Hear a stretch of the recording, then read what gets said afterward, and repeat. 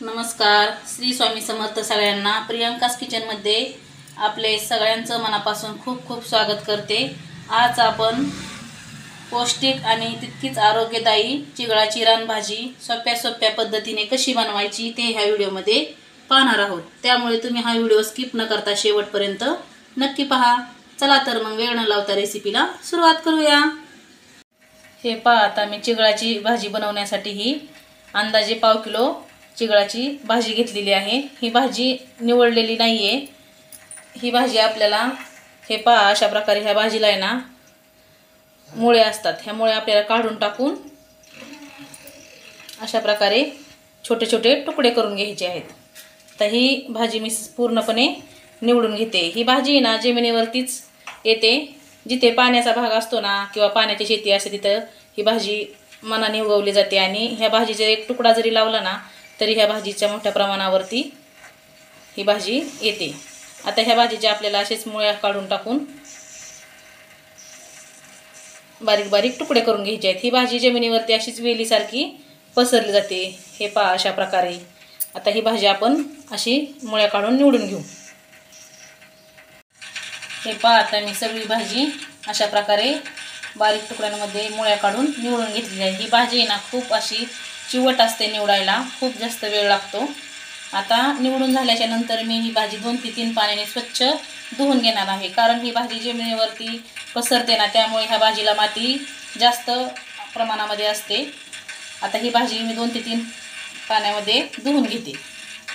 हे पहा, मी चिगळाची भाजी अशा प्रकारे निवडून स्वच्छ 3 ते 4 पाण्याने धुवून घेतलेली आहे, तिचा मातकटपणा जाईपर्यंत। आमच्याकडे ह्या भाजीला चिगळाची भाजी असं म्हटलं जातं, तर काही भागांमध्ये बारीक गूळ असंही म्हटलं जातं। तर तुमच्याकडे या भाजीला काय म्हटलं जातं ते कमेंटमध्ये नक्की कळवा। आता ह्या भाजीसाठी आपण काय काय साहित्य लागतं ते पाहून घेऊ। इथे मी अर्धी वाटी मुगाची डाळ भिजत घातलेली आहे अर्ध्या तासांसाठी।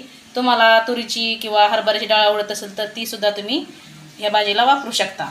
आता मी इथं जाडसर कुटलेले शेंगदाणे घेतलेले आहेत अर्धी वाटी, लसूण 8 ते 10 पाकळ्या ठेचून घेतलेला आहे, लाल तिखट घेतलेला आहे चवीपुरतं, मीठ घेतलेलं आहे चवीपुरतं आणि एक मोठ्या आकाराचा कांदा मी असा बारीक कट करून घेतलेला आहे।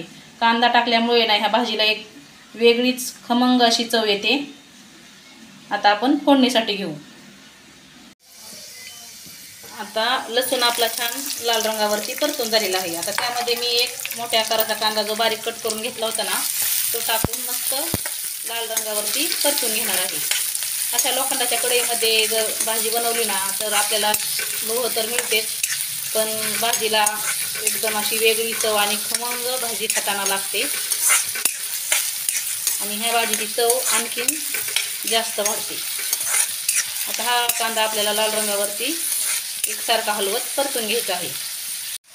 आता आपला कांदा छान लाल रंगावरती परतून झालेला आहे। आता त्यामध्ये आपण लगेच चिगळाची भाजी टाकून मस्त एकसारखी तेलामध्ये मिक्स करून घेणार आहे। आता ही भाजी रानभाजी तर आहे, तशीच पौष्टिक आणि आरोग्यदायी सुद्धा आहे। ही भाजी ह्या भाजीला ना एक विशिष्ट आंबट अशी चव असते, त्यामुळे ही भाजी खायला खूप खमंग अशी लागते। आणि ह्या भाजीमध्ये एकदम असं थंड असतं, त्यामुळे ज्या व्यक्तींना उष्णतेचा त्रास आहे त्या व्यक्तींनी ही भाजी खाल्ल्याने आपल्या शरीराला थंडावा मिळतो।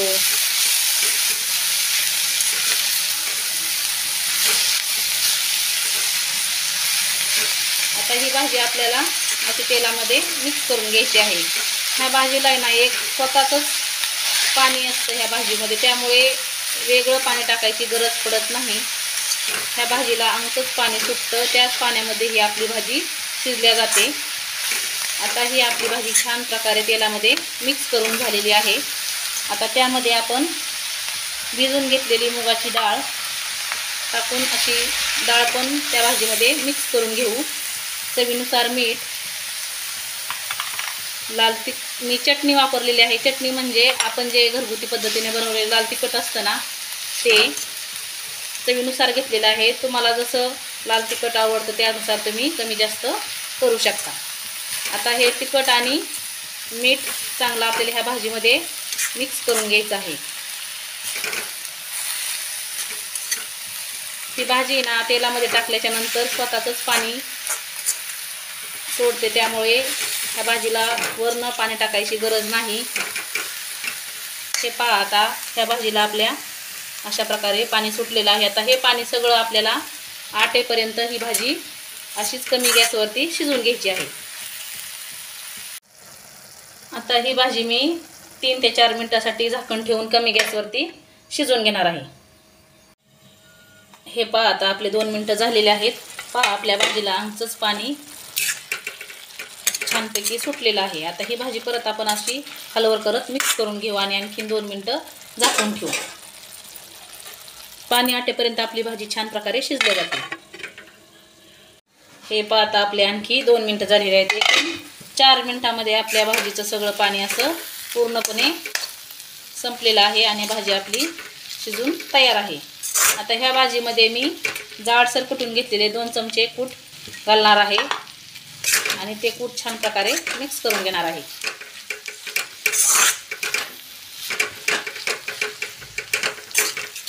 ही भाजी खायला ना एकदम भारी लागते। तुम्ही पण नक्की अशा प्रकारे चिगळाची भाजी करून पहा आणि लोखंडाच्या तव्यामध्ये किंवा लोखंडाच्या कढईमध्ये बनवली ना की ह्या भाजीला एकदम अशी भारी चव येते आणि ही भाजीची चव आणखीच जास्त वाढते। आता ही भाजी आपली खाण्यासाठी तयार झालेली आहे। ही भाजी तुम्ही ज्वारीच्या भाकरीसोबत किंवा बाजरीच्या भाकरीसोबत नक्की खा, कारण ही भाजी भाकरीसोबत अतिशय अप्रतिम लागते। चला तर मग तुम्हाला माझ्या चिगळाच्या भाजीची रेसिपी आवडली असेल तर एक लाईक नक्की करा। चॅनलवर नवीन असाल तर सबस्क्राईब करायला विसरू नका। असे स्वस्त खा आणि मस्त रहा। संपूर्ण व्हिडिओ पाहिल्याबद्दल धन्यवाद।